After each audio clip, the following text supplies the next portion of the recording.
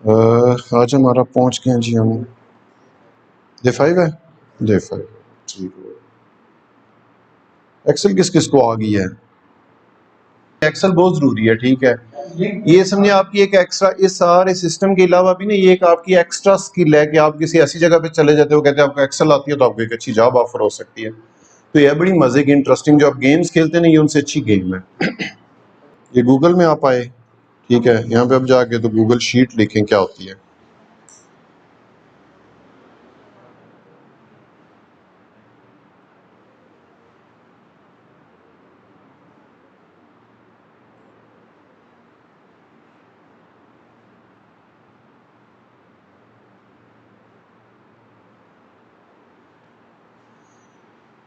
ये आप शीट्स पे आ गए, टूर की जरूरत नहीं है। अब यहाँ पे डिफरेंट किस्म की आपको शीट्स मिल जाती हैं, फॉर्मेट्स भी बने होते हैं, ठीक है। मतलब हम थोड़ा सा ना 10 एक मिनट का इसका आपको समझा देता हूँ ताकि आप आगे चल पड़े ना, फिर आप कहेंगे जी रोज कहते हैं इसको करें तो हमने करना क्या है इसका। तो गूगल शीट्स आपने सिर्फ जाके गूगल में लिखने हैं और यहाँ से ये गूगल शीट आ जाती है। प्लस का मतलब है आप एक नई न्यू शीट ओपन कर लेते हैं काम करने के लिए और उसको कोई नाम दे लेते हैं और सेव कर लेते हैं और फ्यूचर में आप उसको ओपन कर लेते हैं, ठीक हो गया। और साथ उसके वैसे ही उन्होंने फॉर्मेट्स डिफरेंट ऑलरेडी बनाए हुए हैं ना, फिक्स किए हुए हैं कि अगर आपने कोई फॉर्मेट बनाना है तो आप यहाँ से भी उसको उठा सकते हैं। लेकिन मैं आपको स्टार्ट जो दूंगा वो दूंगा सिंपल से। ये आपके सामने एक सिंपल गूगल शीट, ये एक्सेल या गूगल शीट एक ही है। एक्सेल जो है वो आपकी ऑफलाइन होती है, जो गूगल शीट्स हैं ये आपकी नेट से कनेक्ट होती है और ऑनलाइन है, ठीक है। आपने इसको सेव कर लिया, आप कहीं पे भी बैठे हुए दुनिया के किसी कोने में आप अपना ईमेल डालेंगे, अपना अकाउंट लॉगिन करेंगे तो आपकी गूगल शीट्स आपके साथ अटैच होगी, आप उसी वक्त खोल के कहीं से भी एक्सेस कर सकते हैं। यहाँ पे जाके सबसे पहले तो आपने अपनी गूगल शीट को नाम दे लेना है। मैं इसका नाम रख देता हूँ टीचर, ठीक हो गया। उसके बाद जब भी आप सर्च करेंगे ना आपको पता होगा मेरी मेरी जो शीट है उसका नाम ये है, ठीक है। फॉर एग्जांपल आप एसओपी अपना बना लें तो नाम रख लें एसओपी, आप स्टॉक बना रहे हैं तो लिख लें स्टॉक, प्रॉफिट एंड लॉस कर रहे हैं तो वो बना लें शीट का नाम। उसके बाद इस शीट के अंदर भी आप मजीद सेपरेट शीट्स में ऊपर मेन हेडिंग ये हो जाएगी शीट और इसके अंदर फिर टैब्स बन जाएंगे डिफरेंट। ये नीचे आए ना आप बिल्कुल एंड पे, ये आ रहे नजर आपको, यहाँ पे आप इसको प्लस करेंगे तो ये आपकी एक और शीट ऐड होगी है, ठीक है। शीट 1 है, शीट 2 है, शीट 3 4 5 6 7 बनती जाएंगी। आप हर शीट के अंदर एक अलग अलग डाटा रखेंगे और हेड आपका एक ही है टीचर के, यानी कि रिलेटेड जो होंगी। अगर फॉर एग्जांपल आपका स्कूल है और आप स्कूल की अटेंडेंस की शीटें बनाना चाह रहे हैं तो आप ऊपर लिख लेंगे स्कूल। नीचे आपके पास अगर 2 क्लासेस हैं तो आप 2 शीट्स बना लेंगे, इस क्लास की ये, इस क्लास की ये। अगर आपके पास 10 क्लासें हैं तो यहाँ पे 10 शीट्स बना लें, ठीक है। हर एक अलग अलग वो चीज बन जाएगी। अब नेक्स्ट इसमें क्या होता है जी, इसमें एक तो कॉलम्स होते हैं, ये कॉलम ए है पहला, जो नीचे की तरफ लंबाई होती है इसको हम कॉलम कहते हैं। कॉलम ए है, column B, column C, column D, E, F, G, unlimited है, ठीक है। आप 50 करोड़ भी बना सकते हैं, खत्म नहीं होंगे। और नीचे की तरफ ये जो चीज आती है इसको हम रो कहते हैं। ये इसी तरह नीचे रो 1 2 3 4 5 इधर नंबरिंग दे रहा है, उधर ए बी सी। और आप कहेंगे जेड के बाद क्या आता है, तो जेड के बाद फिर A B, A C, A D, ए ई, फिर वो चलता है, फिर बी ए, बी सी, बी डी, वो मतलब आगे चलते जाते हैं फिर। और उसके बाद आप कहते हैं जी मैंने यहाँ पे कोई भी चीज जो है वो सारी की सारी शीट को अगर सिलेक्ट करना हो तो ये बिल्कुल जो कोना है ना ऊपर, ये थोड़ी सी वो हुई है मेरा है, स्क्रीन जो है वो स्ट्रेच हुई है। तो ये जो कोना है ना ये वाला दोनों का सेंटर में बना है, इधर से भी ऊपर जा रहा है उधर से भी आ रहा है, तो उसका जो कोना है अगर आप उसको क्लिक करते हैं तो सारी की सारी शीट देखा ब्लू हो गई है, सिलेक्ट हो गई है। अब कोई भी इस पे अप्लाई करना चाहते हैं सेटिंग तो वो सारी की सारी शीट पे सेटिंग अप्लाई हो जाएगी। फॉर एग्जांपल ऊपर हम यहाँ पे आ जाते हैं, सबसे पहले ये आ गया साइज, आपकी जो वर्डिंग या जो टेक्स्ट होता है उसका साइज आप अपनी मर्जी का रख सकते हैं। तो मैं यहाँ पे लिख देता हूँ, पहले मैं कोई चीज इसमें ऐड कर लेता हूँ ना, ए बी सी डी यहाँ पे कुछ भी आपने लिखा हुआ है, आपकी शीट में कुछ भी पड़ा हुआ है, ठीक है। अब सारी की सारी शीट को इस तरह सेलेक्ट कर सकते हैं। कॉलम को सिलेक्ट करना है तो यहाँ पे ऊपर ए को क्लिक करेंगे तो सारा कॉलम सिलेक्ट हो जाएगा। रो को सिलेक्ट करना है तो इस तरह कर सकते हैं। और अगर आपने मल्टीपल कॉलम और रोज करनी है तो फिर आप अपना ए क्लिक करके उसको रखना है और आगे ड्रैग करता जाना है। तो जितने आप कॉलम सेलेक्ट करेंगे उतने कॉलम, सिर्फ सारे नहीं होंगे, ठीक है। सेम इसी तरह अगर आपने रोज को करना है तो रोज को आप ड्रैग करते जाएंगे। अब फॉर एग्जांपल मैं इन रोज पे काम करना चाहता हूँ। मैं इन रोज पे क्या काम करना चाहता हूँ, मैं सबसे पहले इसका टेक्स्ट का जो स्टाइल है वो चेंज करना चाहता हूँ। ये लिखा हो ना डिफॉल्ट, तो मैं इसका कोई भी डिजाइन, ये जो आ रहे हैं फॉर एग्जांपल ये कंफर्टो करता हूँ तो आप देखेंगे इसके डिजाइन चेंज हो गए, ठीक है। या मैं आप इसका नीचे जाके तो ये वाला करता हूँ तो ये और स्टाइल हो गया। ये जब आप राइटिंग करेंगे तो उसमें स्टाइल्स आ जाएंगे। उसके बाद नेक्स्ट में आ जाता हूँ, ये साथ जो ड्रॉप डाउन एरो है इसको क्लिक करेंगे तो आपके पास साइजेस आ गए कि आप कौन सा साइज रखना चाहते हैं। मैं कहता हूँ मेरी आई साइट वीक है, मैं जरा बड़ा साइज रखना चाहता हूँ। दूसरा कहता है मेरी और आई साइट वीक है, मैं इससे भी बड़ा रखना चाहता हूँ, ठीक है। एक बंदा कहता है नहीं यार मैं ज्यादा डाटा एक ही शीट पे इकट्ठा देखना चाहता हूँ, तो कहता है ठीक है आप इस तरह करें, आप साइज 8 रख लें, राइट। तो स्ट्रेच ऑटोमेटिक होती जाएंगी और बारीक डाटा, ज्यादा डिटेल्स आपके पास एट टाइम आ जाएगी। पता चल गया कि पूरी कॉलम किस तरह सेलेक्ट करना है, मल्टी कॉलम्स, रो, मल्टी रोज, या पूरी शीट आपने सेलेक्ट करनी। अब मैंने फर्ज किया पूरी शीट सेलेक्ट की हुई है तो स्टाइल आ गया फॉन्ट का, उसके बाद उसका साइज आ गया। तीसरे नंबर पे बोल्ड। बोल्ड का मतलब होता है मोटी होगी कोई चीज या बारीक। दो स्टाइल होते हैं, एक बोल्ड और एक इटैलिक उसको कहते हैं, ठीक है। बोल्ड अगर आपने करना है आप इसको क्लिक करेंगे तो ये आपका जो साइज है वर्ड का ये थोड़ा मोटा हो जाएगा, ये हुआ है। अब आप देखें डिफरेंस क्या आता है बोल्ड से, ये ये हाईलाइट हो जाएगी चीज, ठीक हो गया। उसके बाद जो नेक्स्ट है इसको इटैलिक कहते हैं। इटैलिक का मतलब है स्टाइल है कि आपका जो वर्डिंग है, जिस तरह आप पता है एबीसी कुछ लोग जो बिल्कुल स्ट्रेट लिखते हैं, कुछ थोड़ी सी वो झुका के लिखते हैं, कुछ इधर झुका के। तो अगर आप इसको इटैलिक करेंगे तो ये थोड़ी सी मामूली सा फील करेंगे कि ये हो गया। उसके बाद अगर आपने इसमें कैपिटल वर्ड्स लिखने हैं तो अपने कंप्यूटर पे आपने या तो कैप्स लॉक लगा लेना कि सारे कैपिटल्स लिखने हैं, या शिफ्ट करके तो एक किसी को बड़ा लिख लेना।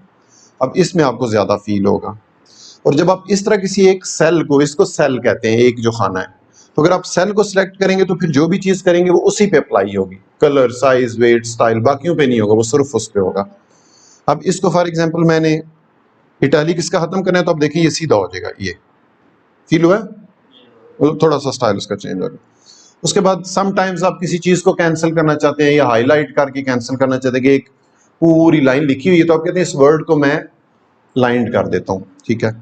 तो ये जो है ये उस मकसद के लिए कि उसके ऊपर लाइन लगी है। पूरा इसमें मैं वर्ड भी लिखूंगा ना अब इस सेल में, क्योंकि सेल के ऊपर ये चीज अप्लाई होगी है। ये देखें,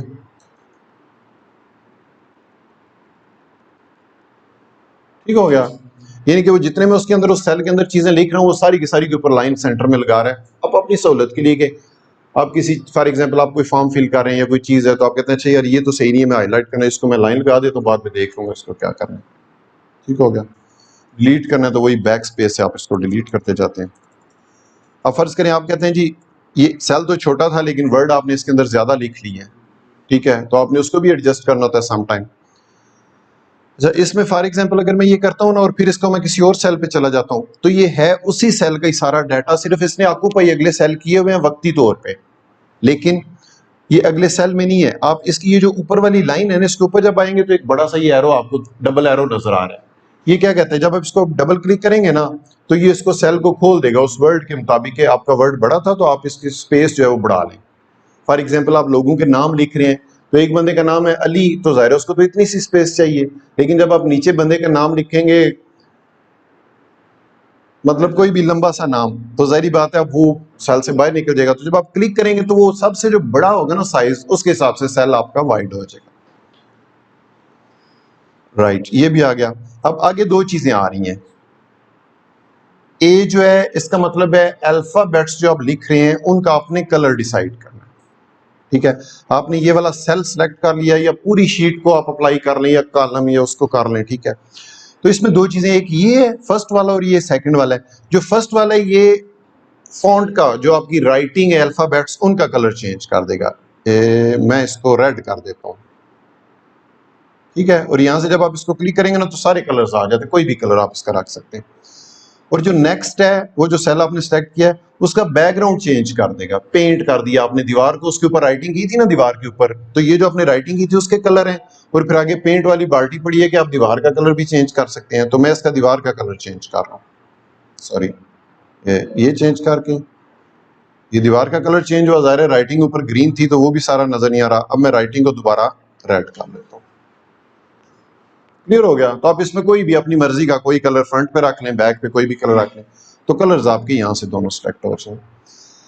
नेक्स्ट आ जाए। अब ये जो आपको शीट नजर आ रही है ये 2 मिनट का और सिर्फ, मतलब ताकि आपको एक आइडिया हो जाए ना कि आपको चलना स्टार्ट कर देंगे यार। फिर इसमें इतने कोई ऑप्शन है कि इसमें फार्मूले लग जाते हैं, शीटें आपस में इंटरकनेक्ट हो जाती हैं कि पहली शीट में आपने उसकी लोगों की फीस डाली हुई है, अगली शीट में आप कहेंगे कि उनका जो टोटल है वो इस शीट में यहाँ पे शो, तो आप इसमें पूरे कॉलम का सम कर सकते हैं, मल्टीप्लाई उनको कर सकते हैं, डिवाइड कर सकते हैं, उन पर कंडीशनल फॉर्मेटिंग लगा देते हैं कि किसी सेल के अंदर अगर वैल्यू 0 हो तो उसका कलर येलो हो जाए ऑटोमेटिक।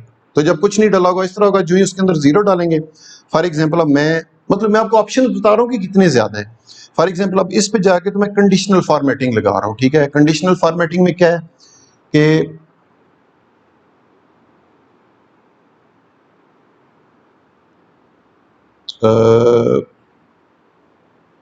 ये आ गया जी। फॉर एग्जाम्पल अब इसमें आ रहा है जी, इस रो के अंदर अगर हमारे डिजिट्स ग्रेटर देन 5 हो, ग्रेटर देन 1 हो, कुछ भी लगा सकते हैं, ग्रेटर देन इससे हो या लेस देन इससे हो या इक्वल टू इसके हो या बिटवीन इसके और इसके हो, तो आपकी ये फॉर्मेट उस पर लग जाएगा। अब मैं फॉर एग्जाम्पल मैं कर देता हूँ जी ग्रेटर देन, सिर्फ मैंने एक ही कंडीशन इसमें लगाई है इस रो पूरी के अंदर कि अगर ग्रेटर देन हो तो किसके ग्रेटर देन हो, ये यहाँ पे नीचे आ गया है कि अगर ग्रेटर देन 50 हो कोई आपकी चीज, आप कहते हैं क्लास की स्ट्रेंथ हम देख लेते हैं कि जिस दिन लड़के 50 से ऊपर आए हुए हों उस दिन इसका जो कलर है वो ग्रीन हो जाना चाहिए। ठीक है, और इसको हमने डन कर दिया। तो मैं यहाँ पे फॉर एग्जाम्पल लगा रहा हूं, तो मैं यहाँ पे लिखता हूँ जी 51, राइट। अब इसी रो के अंदर आप एक और फार्मूला भी लगा देते हैं। अब इसमें अगर फॉर एग्जांपल 51 से नीचे है 49 है तो इसको कोई फर्क नहीं पड़ेगा, राइट। अब इसी रो के अंदर मैं एक और लगाने लगा हूं कंडीशनल फॉर्मेटिंग। ये एक ऑप्शन आपको बता रहा हूं, थाउजेंड्स ऑफ ऑप्शंस हैं। ठीक है, अच्छा इसमें अब एक और मैं कंडीशनल फॉर्मेटिंग यहाँ पे वो कहता है पहले इस रो पे एक फॉर्मेट लगा हुआ है, मैं एक और इसमें ऐड कर लेता हूँ। अब मैं क्या लगा रहा हूँ, अब मैं कहता हूँ कि लेस देन अगर 50 हो तो फिर क्या हो, लेस देन 50, तो फिर मैं इसका यहां से कलर नीचे से सिलेक्ट कर सकता हूं। फिर मैं कहता हूं जी कलर इसका येलो हो जाए। ठीक है, और ये हो गया डन, ये ऑटोमेटिक वहां पे लाके। अब आप यहाँ पे लिखें 22 येलो हो गया, अब आप यहाँ पे लिखें 56 ग्रीन हो गया। तो कलर करने की आपको फिर जरूरत नहीं रहेगी, आपने फॉर्मेट लगा दिया। आप कहेंगे जब इसकी स्ट्रेंथ क्लास की 50 प्लस होगी ग्रीन होगा, जो येलो नजर गया यार क्यों येलो हो गया, कम आया आज बच्चे। ठीक है, एक आपको इंटीमेशन मिल जाएगी। हमने जो अपनी शीट्स हैं उनके अंदर भी कंडीशनल फॉर्मेटिंग लगाई हुई है। फॉर एग्जांपल एक रो है उसके अंदर हम सेल्स लिखते हैं, तो हमने आपको जो अलाउंस दिया हुआ है सेल का कि आपने 200 से 220 के बीच में सेल रखनी है। अपनी डेली की जो एवरेज सेल है आपकी 200 से 220 है। तो आप नेक्स्ट डे आते हैं, यस्टरडे 24 आवर्स की सेल आप देखते हैं कितनी है, आपके अकाउंट में जाके पता चल जाता है। तो आप यहाँ पे उसकी सेल के आगे ऊपर डेट है, इस डेट कितनी इस डेट कितनी डालते जाते हैं नीचे। ठीक है, उसमें हमने लिखा हुआ है कि अगर 200 से सेल नीचे होगी तो वो येलो होगा, अगर 200 से 220 के बीच में होगी तो वो ग्रीन हो जाएगा ऑटोमेटिक, और अगर 220 से ऊपर होगा तो वो ऑरेंज हो जाएगा। ठीक है, कि आपको पता चल जाए आपने सेल डाली है तो साथ ही आपको एक क्लिक भी मिले कि भैया आज सेल कम है, भैया आज सेल ठीक है, भैया आज सेल ज्यादा होगी, आप उस पर वर्क करो। ठीक है, अच्छा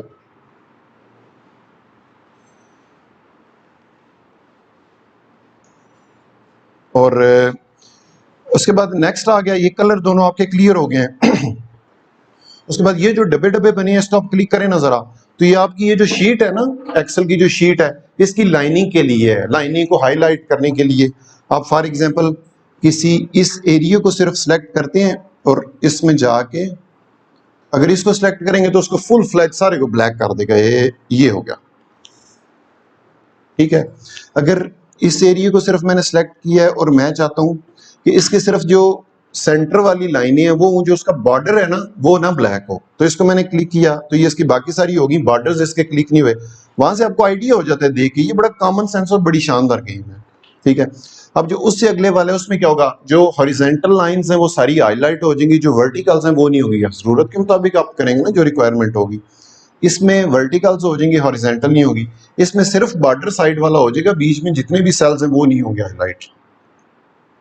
इसमें सिर्फ लेफ्ट लाइन होगी, इसमें सिर्फ ऊपर वाली लाइन, सिर्फ राइट वाली लाइन, सिर्फ नीचे वाली लाइन।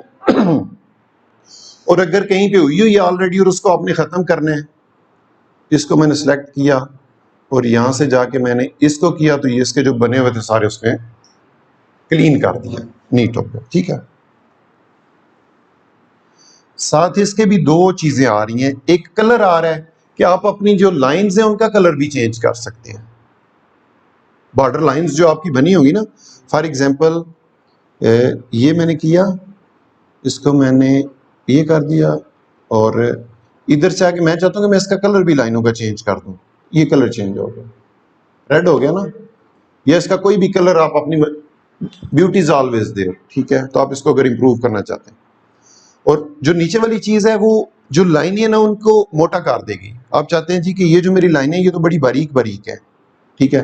तो इसका जो नेक्स्ट ऑप्शन है ये वाला, इसमें आप देखें लाइनें बनी हुई है और उनके साइज बने हुए, तो अगर आप इसको मोटा करना चाहते हैं तो ये मोटा हो जाएंगी, बनी हुई।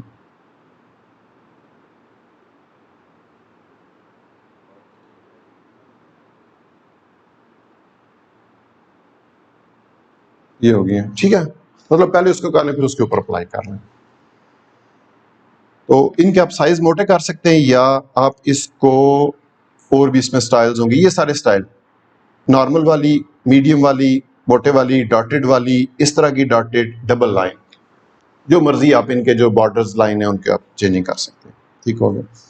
और उसके बाद इसमें ये एक चीज आ रही है आखिरी आगे, इसमें क्या होगा, इसमें होगा कि आपके ज़ाहिर मल्टी सेल्स है ना, तो ये आप देखें एरोज बने हुए हैं, क्लियर आपको नजर भी आ रहा है कि आपके सारे के सारे सेल्स को इकट्ठा कर देगी, इकट्ठा। और जिस तरह होते हैं ना 4 5 6 घर बने होते हैं, सबको गिरा के आप एक ही इकट्ठा घर बना लेते हैं, ठीक है। तो ये क्या करेगा, ये जितने मैंने सेलेक्ट किए हुए ना इनको अगर मैं इसको क्लिक करूंगा तो ये इन सबको ओपन करके एक बना देगा। एरिया वही रहेगा, वो सारे के सारे सेल, जिसको कहते हैं मर्ज करना, इकट्ठा कर देना सारे। तो आप अगर कोई चीज फॉर एग्जांपल नीचे आपने शीट बनाई है, ऊपर वाली जो रो है आप उसको मर्ज करके एक ही बना के ऊपर सिर्फ स्कूल लिख लेते हैं, ठीक हो गया। वो एसओपी है हमारा यहाँ पे कहीं पे, इसमें आप देखेंगे ना, अब आपको ये जो चीजें मैंने एक्सप्लेन की है ना ये आपको समझ आएंगी, राइट। अब ये फॉर एग्जांपल किसी एक बंदे का एसओपी बना हुआ है, अब देखिए उसने कलर्स, बैकग्राउंड के कलर दिए हुए हैं, ये जो येलो यूनियन पे कंडीशनल फॉर्मेटिंग लगी हुई है, इनको डिफरेंट कलर दिया हुआ है, ये पूरी रो को डिफरेंट कलर दिया है, इसके जो करेक्टर्स हैं उनको बोल्ड किया हुआ है, इसके जो करेक्टर हैं वो नॉर्मल हैं, ठीक है। तो ये जो चीज बनी हुई है ये सारी इसी तरह बनी हुई है। ये गूगल शीट है, गूगल शीट का नाम है ग्रुप टी कासन, ठीक है। नीचे आप आ जाए तो इसमें डिफरेंट शीट्स बनी हुई हैं, पे आउट्स जो आ रहे हैं डेली के, डिफरेंट अकाउंट्स के ऊपर नाम लिखा हुआ अकाउंट का, इधर लेफ्ट साइड पे डेट लिखी हुई है और डेट के आगे हर बंदा आता है। फॉर एग्जांपल आज इसकी होगी जी, अब जब आप एंट्री करेंगे तो ये आपने एक शीट बनाई हुई है, अब 23 अगस्त में आएंगे और 23 अगस्त में गुड मूव है ऊपर अकाउंट, उसके नीचे यहाँ पे आगे तो उसका पे आउट उस दिन का चेक करके लिख देंगे कितना, ठीक है। और फिर उस सेल को आपने अगर कोई एक्शन करना है, बोल्ड करना है, कलर देना है, जो भी करना है तो वो आपका आ जाए। ये हो गया जी। अब ये मैंने आपको थोड़ा सा एक आइडिया दे दिया है। अब जब आप इसके ऊपर जाएंगे ना तो आपको आइडिया हो जाएगा कि ये नेक्स्ट है, इसके ऊपर जब जा क्लिक करते हैं तो साथ लिखा हुआ जाता है टेक्स्ट रोटेशन, कि आपका जो टेक्स्ट है वो उल्टा हो जाएगा। मतलब फॉर एग्जांपल आप नॉर्मल तो लिखते हैं ना, स्कूल आपने लिखा तो इस तरह सीधा गया हुआ है, तो उस सेल को सिलेक्ट करके तो आप रोटेट को करेंगे तो स्कूल ऊपर से SCHOOL स्कूल ऐसे। समटाइम्स जरूरत होती है ना कि आप कहते हैं जी कि मैंने आगे जो 8 रोज है उनके अंदर डाटा डाल रहा हूँ और जो पहली 8 रोज है उनके अंदर मैं स्कूल स्कूल स्कूल लिखने की बजाय एक ही बड़ा सा ऐसे स्कूल लिख लेता हूं, ठीक है। मतलब एक बिग फील्ड है। अगर आप किसी बंदे को कहते हैं ना I am expert of Excel, तो आपको बहुत अच्छी जॉब ऑफर हो सकती है। और ये बड़ी गेम की तरह का बड़ा मजे का काम है। फिर आप यूट्यूब पे जाएं, वहां पे आप कुछ भी आपके माइंड में आता है कि यार सम अगर करना हो तो किस तरह, तो वो लोग यहाँ पे इतने शानदार टीचर्स, अब तो दौर कौन सा है, नॉलेज आपके फिंगर टिप्स पे। तो आपको इसी तरह शीट खोली होगी और समझा रहा होगा, अगर सम करना हो कॉलम्स में तो इस तरह कर लें, रोज में करना हो इस तरह कर लें, ठीक है। अब फॉर एग्जांपल अगर मैंने इन सब रोज का एंड पे यहाँ पे सम करना है, इस जगह पे मैं कहता हूँ कि ये सारी रो जो है ना इसका यहाँ पे टोटल आ जाए, तो आप क्या करेंगे, आप सिर्फ इन चीजों को सिलेक्ट करके सबको ऐसे, यार माउस नहीं है ना बड़ा, ये गड़बड़ कर रहा है, अच्छा ठीक है बड़ा,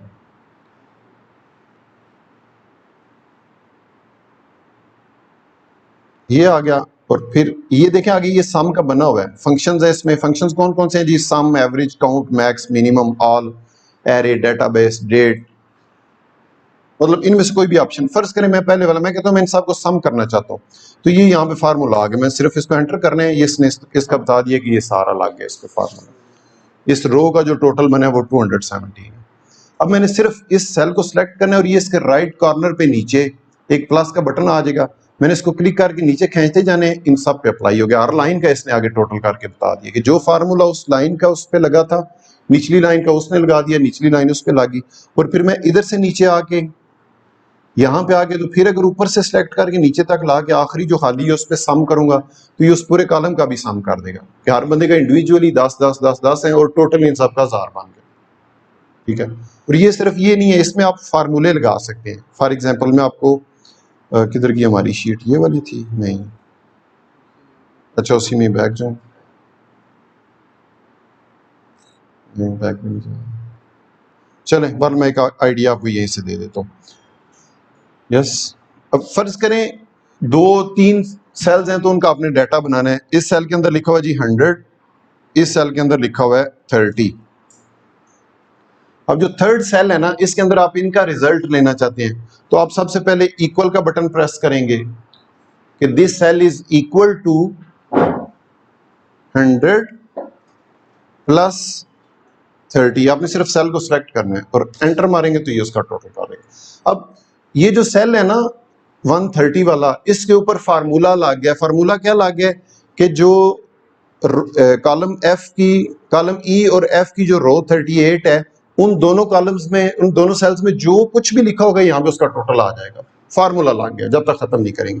फर्ज करें मैं यहाँ पे 30 की बजाय 50 करता हूँ, 150 हो गया। यहाँ पे 100 की बजाय मैं 200 करता हूँ, 250 हो गया। यानी कि ये आपका इजी हो गया कि आपको टोटल बार बार करने की जरूरत नहीं है। आपको पता है जी इस रो के अंदर मैं जो भी डाटा डालूंगा ना, आप एक कैलकुलेटर, सिंपल कैलकुलेटर मान, ठीक है। सेम इसी तरह इस फार्मूले को आप चेंज करके, तो आप कहें जी मैं प्लस नहीं करना चाहता, मैं इन दोनों को मल्टीप्लाई करना चाहता हूँ, तो आप कहते हैं equal to this multiplied by जो स्टार होता है वो मल्टीप्लाई होता है, मल्टीप्लाइड बाई 50, तो ये आपका मल्टीप्लाई आ रहा है। अब इसको अगर मैं यहाँ पे 100 कर देता हूँ तो ये आपका मल्टीप्लाई, ठीक है। डिवाइड के लिए ये वाला सिंबल यूज होता है, ये जो मैं डाल रहा हूँ एक दफा सिर्फ। क्या आप कहते हैं जी फर्ज करें मैं यहाँ पे फार्मूला लगा रहा हूँ, this is equal to this divided by this, ये सिर्फ प्लस माइनस है ना, थाउजेंड्स ऑफ फंक्शंस है ये। फिर आप डिटेल में जब जाएंगे फिर आपको पता चलेगा कि ये बड़ी क्लास की चीज है और एक बहुत बड़ी स्किल है। ठीक हो गया जी, क्लियर हो गया आज का इतना ही। मैंने कहा आपको एक दफा पटड़ी पे चढ़ा दो ना कि आपको पता ही है क्या चीज, कहाँ से स्टार्ट लेते हैं, आगे इसको कैसे मैनेज करते हैं। ये जो सारे पीछे आपको फंक्शन नजर आ रहे हैं ये भी इसी तरह ही है कि अगर आपका डेसिमल आया हुआ है तो डेसिमल को कितने पॉइंट्स आगे डालने हैं, ये कितने किसी सेल में कम डालने हैं। फॉर एग्जाम्पल आप सिर्फ 20 लिखना चाहते हैं या 20.00 लिखना चाहते हैं या 20.0 लिखना चाहते हैं या 3 जीरो आगे डालना चाहते हैं, तो वो चीजें आ जाएंगी। यहाँ पे करेंसीज के सिंबल अगर आप कहते हैं जी कि इन सेल्स के अंदर जब भी मैं कुछ लिखूं तो साथ करेंसी का सिंबल आ जाए, तो करेंसी के सिंबल के अंदर आपके वो पाउंड, डॉलर, यूरो, ये वो सारा कुछ आ जाता है। परसेंटेज में आप शीट का साइज छोटा बड़ा कर सकते हैं, 100% नॉर्मल है, आप छोटा भी कर सकते हैं या बड़ा भी कर सकते हैं। ये बड़ी मजे की चीज है, एक आपको आखिरी बताता हूँ उसके बाद फिर आगे चलते हैं। बल्कि एक चीज और आपको बतानी, मतलब जो इंपॉर्टेंट है जो आपको काम आ सकती है ना अर्जेंट, वो मैं आपको थोड़ी एक्सप्लेन कर देता हूँ। यह है जी पेंट फॉर्मेट, कि किसी एक रो पे कोई फॉर्मेट लगा हुआ है तो आप उसको सिलेक्ट करें, इसके साथ उसको कॉपी करें और किसी और रो पे जाके डालें तो वो उसको एज इट इज डाल देगा। फॉर एग्जांपल इस रो में आप देखें कौन कौन से सेल पे कौन कौन सा कलर, साइज, स्टाइल हर चीज लगी हुई है। इसको मैंने रो को सिलेक्ट किया और इसको पेंट वाला कॉपी कर लिया। अब इसमें जाके अगर मैं इसको करूंगा ना तो ये एज इट इज उसका फॉर्मेट डाल देगा। कॉपी पेस्ट है ये, लेकिन कॉपी पेस्ट सिर्फ फॉर्मेट की है, वर्डिंग की नहीं होगी। मतलब स्टाइल और वो जो आपका फॉन्ट है और उसका साइज और बैकग्राउंड का कलर और वो सारी चीज़ें, या फार्मूले जो कंडीशनल फॉर्मेटिंग है वो भी हो जाती है कि अगर इस रो पे कोई कंडीशनल फॉर्मेटिंग लगी होती तो वो भी यहाँ पे आ जाती। ठीक है, लेकिन हो सकता है वो वाइट नजर आए क्योंकि एंट्री डालेंगे तो कलर चेंज होंगे। ये चीज़ थी जी। जी खत्म कर दें, सिंपल जाके वहां से डिलीट कर दें, कंट्रोल जी भी करेंगे तो वापस आ चुके। अगर कोई चीज आप वापस करना चाहते हैं तो आप उसको कंट्रोल जी करें, खत्म कर दें, या कंट्रोल जेड का मतलब होता है अनडू। अनडू का मतलब होता है कि जो कुछ किया हुआ है मैं इससे हो गया यू टर्न ले रहा हूं। ठीक है, और उसके अलावा अगर आपने कोई रो क्रिएट की या डिलीट करनी है आपने, ठीक है, तो आप उसको यहाँ से सेलेक्ट करें ऐसे, इसके ऊपर जाके तो यहाँ पे आ जाएगा जी आप इंसर्ट 5 रोज के, आपने 5 सेलेक्ट किया, आप 5 और इसमें ऐड करना चाहते हैं, ऊपर करना चाहते हैं इससे या नीचे ऐड करना चाहते हैं, या इन 5 रोज को आप डिलीट करना चाहते हैं तो ये डिलीट कर दिए उसमें। ठीक है, इसी तरह कॉलम्स को सेलेक्ट करके आप कॉलम, मजीद कॉलम लेफ्ट या राइट में कोई मजीद ऐड करना चाहते हैं।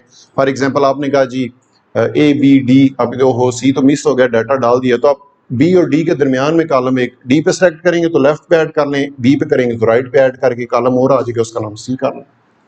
ठीक है, तो ये मतलब क्लास है। एक आखिरी चीज आप देख रहे हैं कि मैं ऊपर नीचे जाता हूं तो जो ऊपर वाली रो है वो फिक्स है, वो नहीं हिल रही।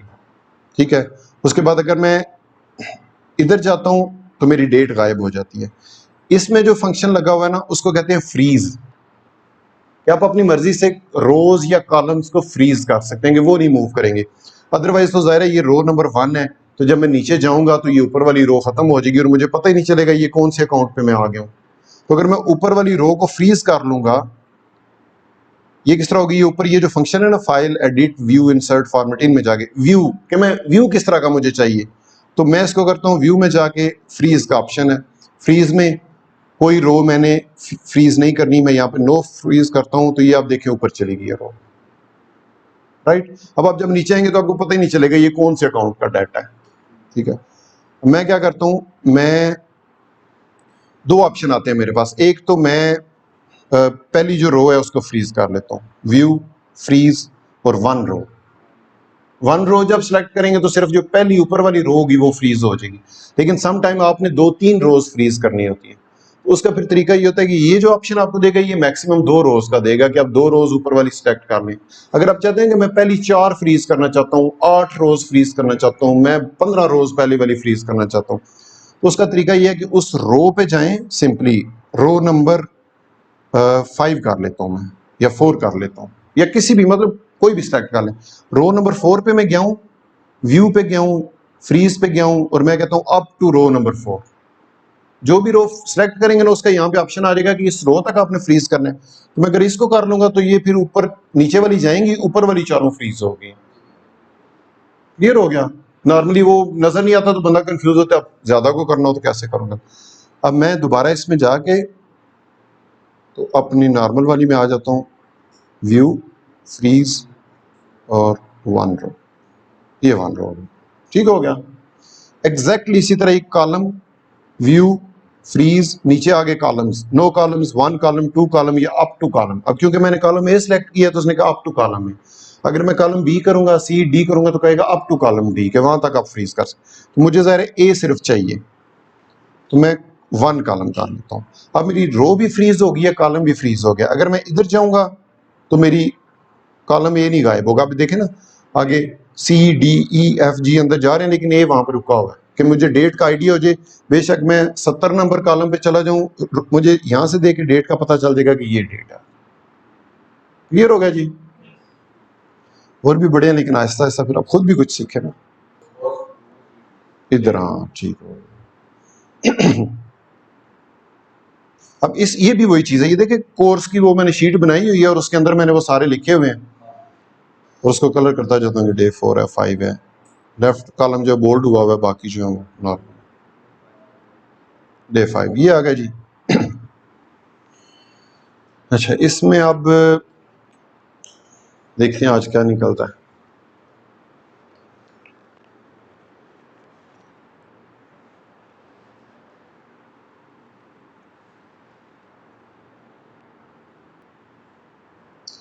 अच्छा जी, एक्सेल शीट्स हमने कर लिया है। अब आगे नेक्स्ट डिफेक्ट रेट पे। ये मैंने इसलिए ऐड कर दिया है, जो आपकी लाइफ है ना वो इसी तरह आप सीखते हैं। जब आप क्लास में जाते हैं कोई और बंदा कर रहा होता है, आप देख के सीख लेते हैं कि यार ये काम इस तरह करना है, ठीक है। अब मैंने इसलिए कर दिया कि मैंने इंपॉर्टेंट समझा है कि हमने ऐड नहीं किया हुआ था, मेरे माइंड में आया एक दो दिनों से, मैंने कहा इनको थोड़ा बहुत आइडिया दे दूं क्योंकि ये भी हमारे जॉब का एक पार्ट है, ठीक है। तो मैंने यहाँ पे ऐड कर लिया अपने पास ताकि फ्यूचर में मुझसे गलती ना हो, अगर मैं भूल जाता हूँ तो भूलू ना। मैंने यहाँ पे लिख लिया, जब आएगा सामने मैं सबको एज इट इज वो एक्सेल से एक्सप्लेन कर दिया करूंगा। डिफेक्ट रेट पे आगे, डिफेक्ट रेट में रहा है असल में चीजें जो वो इंटरकनेक्ट होती है। अब मेरे माइंड में पता है कौन सा कॉन्सेप्ट क्लियर हुआ इन चीजों से कि हम फिर डिफेक्ट रेट पे आ गए हैं, फिर नॉट रिसीव्ड पे आ गए हैं। मतलब उसमें एक दो चीजें आएंगी सेम सेम कि आप देखेंगे कुरान पाक में अल्लाह ताला ने एक ही चीज को मुख्तलिफ मौकों पे बार बार रिवाइज किया हुआ। उसकी रीजन ये है, बंदा कहता है यार इतनी परफेक्ट किताब अल्लाह ताला की और उसमें हर चीज लिखी हुई है, तो अल्लाह ताला को तो चाहिए था एक बात बता दिया बस, ठीक है, दोबारा बताने की क्या जरूरत थी फिर तीसरी चौथी बार। तो रीजन क्या है? रीजन ये है कि हम लोग जो है वो उस डेप्थ से या उस तरीके से कुरान पाक को नहीं पढ़ते हैं, क्योंकि हमारी लैंग्वेज भी नहीं है, अरबी तो हमें खैर समझ नहीं आती ना। तो इसी तरह ये होता है कि किसी एक जगह पे अल्लाह ताला एक कॉन्सेप्ट क्लियर करने की कोशिश कर रहा होता है ना, या कर रहा होता है, ठीक है। तो उसमें वो जो वाकया होता है वो मेंशन करता है अल्लाह के, देखो वहां पे ये हुआ था तो इसलिए ये होता है। और फिर किसी और जगह पे जाके कोई और सबक अल्लाह ताला सिखाना चाह रहा होता है, तो फिर उस वाकये की जरूरत पड़ जाती है, तो अल्लाह ताला कहता है देखो उस तरह हुआ था ना, तो ये इसलिए हो। तो वो दो दफा सेम चीज रिपीट इसलिए होती है कि उसके जो सब्जेक्ट्स हैं वो डिफरेंट होते हैं, ठीक है। एक जगह पे अल्लाह ताला बगावत के बारे में आपको समझा रहा होता है, कॉन्सेप्ट क्लियर करता है, तो कहता है देखो इब्लीस ने हजरत आदम को सजदा नहीं किया, ठीक है। दूसरी जगह पे अल्लाह ताला इल्म के बारे में सिखाना चाह रहा होता है, तो फिर अल्लाह ताला कहता है कि मैंने आदम को नाम सिखा दिए थे, तो फिर वही वाकया जिक्र आ जाता है, ठीक है। तो वो डिफरेंट चीजें हैं लेकिन मेंशन वो फिर एक ही चीज बार बार, क्योंकि और उसकी रीजन ये है, साइकोलॉजिकल रीजन ये है कि जब आप एक वाकया आपने सुना होता है तो आप उसके जो डिटेल्स है उसको इजीली अंडरस्टैंड कर जाते हैं। आपकी माइंड में एक वो कॉन्सेप्ट बना होता है, तो जब उसकी एग्जांपल दी जाती है तो आप फौरन पिक कर लेते हैं। ठीक हो गया कि मैं आपको एक एग्जांपल देता हूं और फिर उसको चार पांच जगह पे फिट करूंगा ना, तो आपको इजीली फटाफट, अगर मैं उसके लिए और उसके लिए और उसके लिए और एग्जांपल दूंगा तो मजा नहीं आएगा, समझ नहीं आएगी उस तरह, ठीक है। अच्छा, अब केसेस क्लोज्ड विदाउट सॉल्व्ड, ये वही चीज है। डिफेक्ट रेट है, डिफेक्ट रेट आपके अकाउंट को अफेक्ट करता है और अकाउंट को अफेक्ट करेगा तो आपका बिजनेस क्लोज। मतलब अपने आप को इस काबिल तो करो ना कि आपका अकाउंट क्लियर है, आप ऑर्डर प्लेस करोगे, आप आहिस्ता आहिस्ता चीजें आगे लेके चलोगे, आपको समझ आती जाएगी। एक दिन आएगा आपके 1000 ऑर्डर आएंगे, आप उनको मैनेज कर लोगे। इन्वेस्टमेंट वाले बिजनेस क्यों फ्लॉप हो जाते हैं? इसी वजह से कि वहां पे आपने 10-20 लाख रुपया, 50 लाख रुपया कोई जमीन अब्बा जी की बेची, कोई उनको पेंशन मिली। अक्सर मेरे पास एग्जांपल्स हैं, लोग जाहिर है गपशप करते हैं, बिजनेस में शुरू से डिस्कस होती रहती है। जिस बंदे ने भी अब्बा जी की पेंशन इस्तेमाल की फ्लॉप हो गया, जिसने भी कोई जमीन बेच के बिजनेस किया फ्लॉप हो गया। उसकी रीजन ये होती है कि उसको आइडिया नहीं होता, वो एकदम बड़ा मगरमच्छ खरीद लेता है, वो फिर कहता है मुझे तो रोज एक बकरा चाहिए खाने के लिए। कहते अच्छा बकरा भी देना, तो यार ये तो मुझे पता ही नहीं था, अब इसके लिए तो पैसे नहीं है। वो मगरमच्छ भी मार गया और बिजनेस भी खत्म होना चाहिए, ठीक है। कायनात के जो रूल्स हैं उनको समझो, आप टॉप पे चले जाओगे। पौधे वाली एग्जांपल माइंड में रखो, आप कभी फेल नहीं होगे। उसका बीज डालते हैं, फिर कुछ अरसा वो नजर भी नहीं आता कि कुछ हो रहा है या नहीं हो रहा, आउटपुट आ रही है नहीं, क्या पता वो निकले ही ना, महीना पूरा वेट करे हमारी से। आपको दुख नहीं होगा ना, एक बीज है 5 रुपए का, कोई टेंशन नहीं। अब दूसरा, आपको समझ आ जाएगी कि वो जो जमीन थी वो ठीक नहीं थी, या यहाँ का मौसम इस बीज के लिए ठीक नहीं है, तो आपको एक छोटी सी इन्वेस्टमेंट से पता चल गया कि काम नहीं होगा। यही तो मैं बार बार यही चीज आपको समझाने की कोशिश कर रहा हूं कि आप फार्मूले को समझो, आप चीजों के पीछे मत भागो। अब फार्मूले को समझो कि कायनात के जो फार्मूले है ना, वो 0 से लेके Z तक हर जगह पे एक जैसे अप्लाई होते हैं। आप दुकान बनाओगे तो आप कभी भी पहले दिन लाओगे तो उसके अंदर 10 बोरियां चीनी नहीं रख दोगे। अब पहले दिन शापर में 5 किलो ला के ना चीनी को रख लो, तो अगर आपको पता है ना मेरे रोज के 2 गाहक आते हैं, किलो किलो ले जाते हैं, तो मैं इतनी लेके आऊँ। और अगर दूसरे दिन एक बंदा आ जाता है, वो कहता है जी यार 10 किलो चीनी मिलेगी, आप कहेंगे यार अभी तो नहीं है, मैं कल ले आऊंगा। थोड़ी देर बाद एक और बंदा आ जाता है, कहता है जी 5 किलो चीनी मिलेगी, क्योंकि आपकी शॉप दूसरी शॉपों से नजदीक है घरों के, तो ज़ाहिर है पहले लोग आपके पास से गुजरेंगे, तो आपको डिमांड अपनी बताते जाएंगे, ऑटोमेटिक आपका एक डाटा बनता जाएगा। कि चीनी इतनी मेरे पास होनी चाहिए, दाल इतनी होनी चाहिए, अगर ज़्यादा चीनी ला के रखेंगे उसमें पानी डलेगा ख़राब हो जाएगी। तो रूल हर जगह पे एक ही है कि आप सीढ़ियों वाले रास्ते ऊपर जाएं, आप कभी भी छलांग मार के ऊपर ना जाएं। आपका बिजनेस आपसे बातें करता है, आपको बताता है कि क्या करना है आपने नेक्स्ट, ठीक है। और सबसे जो इंपॉर्टेंट मिसाल जो मुझे मेरे माइंड जो क्लियर हुआ कि मैंने इलेक्ट्रॉनिक्स पढ़ी हुई है और इलेक्ट्रॉनिक्स में वो पहले दिन इलेक्ट्रॉन पढ़ाते हैं। इलेक्ट्रॉनिक्स निकला ही इलेक्ट्रॉन से है ना, तो इलेक्ट्रॉन कहाँ पे होते हैं? न्यूक्लियस के अंदर, ओ सॉरी एटम के अंदर, ठीक है।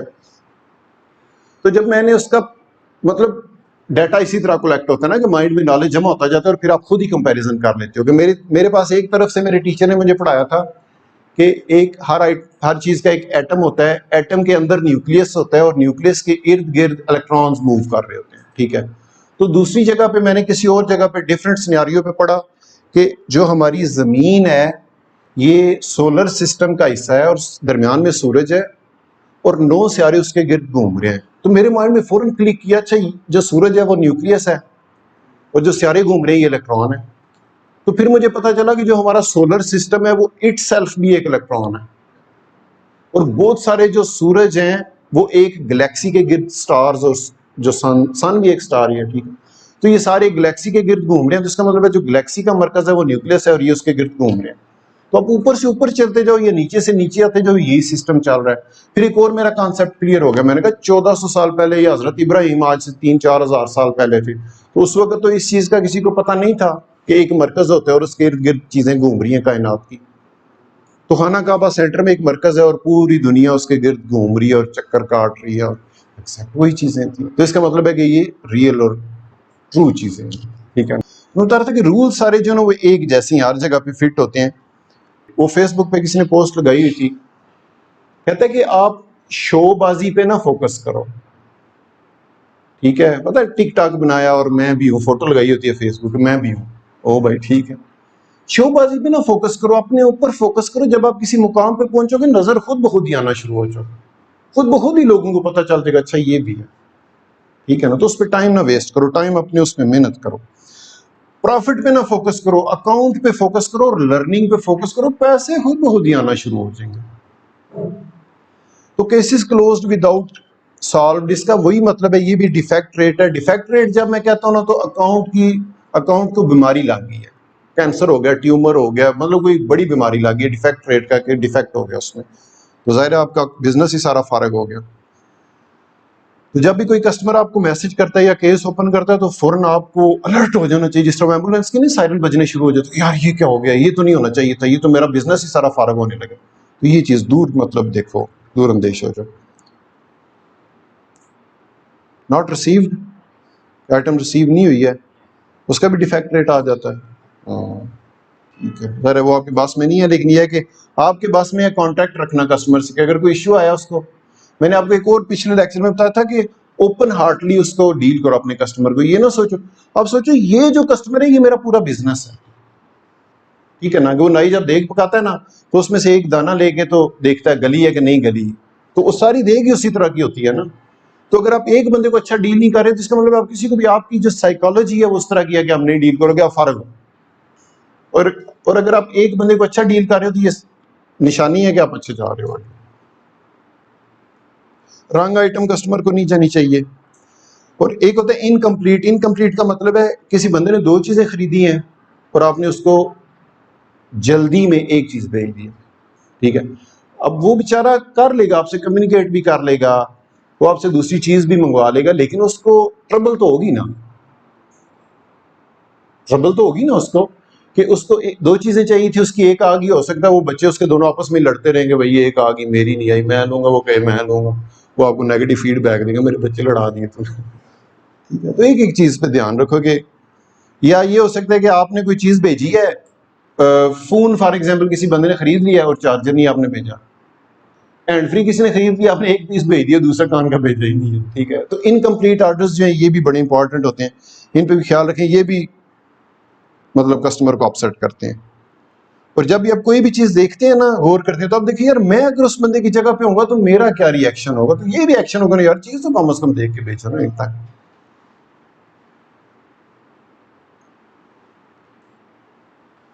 रिटर्न नॉट रिजॉल्व, ये भी उसी में आ जाता है। ये कासिम मेरा ख्याल है आपको मुझसे भी ज़्यादा डिटेल से ये चीज़ें बताएगा। अच्छा, अगर ईबे इन्वॉल्व हो जाता है तो उसमें फिर आपका जो है ना, फर्ज करें केस ओपन हो गया तो आप खुद उसको रिजॉल्व करें, बेशक उसको रिफंड दें, चीज दोबारा भेजें, कुछ ना कुछ करें, कोशिश करें कि आप खुद ही उसको मैनेज कर लें। फैमिली लेवल पे भी जाके देखें ना, तो आपका फर्ज करें आपकी अक्सर की तो शादी नहीं होगी तो मियाँ बीवी की लड़ाई हो जाती है, तो वो कोशिश करेंगे घर का मामला घर में सेटल कर लें, आपकी बेइज्जती नहीं होगी, बाहर इंसल्ट नहीं होगी। तो अगर आप बाहर से उसके भी रिश्तेदार आ रहे हैं, उसके भी आ रहे हैं, आपके दोस्त भी और सारे लड़ती रहने, ठीक है, तो वो ये भी कहेगा कि यार तुम अच्छे सेलर हो, तुमसे कस्टमर नहीं अपना डील करना हो रहा, हमारा आपने सोर्सेज यूज किए हैं, हमसे आप करवा रहे हो, तो वो फिर आपका सेलर लेवल उससे भी डाउन हो जाता है।